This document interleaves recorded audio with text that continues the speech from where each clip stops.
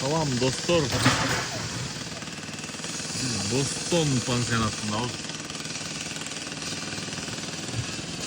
Girgendire sırada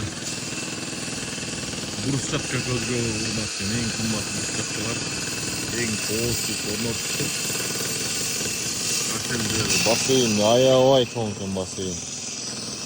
Bunday göze formasında salıngan basayım ekan.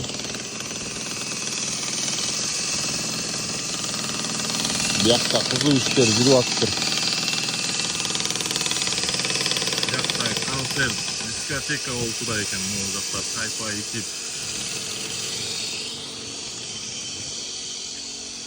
İşler kengiri жүрүп атыптыр.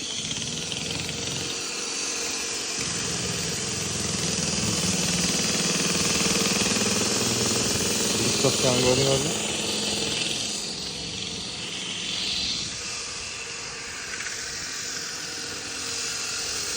Burada pansionattan sol tarafa alış gerekse golda. Araba.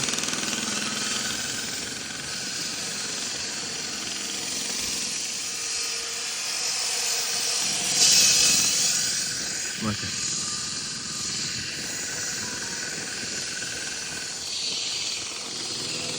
Gölceğinde diskoteka. Yani bir sekend teknik olsun.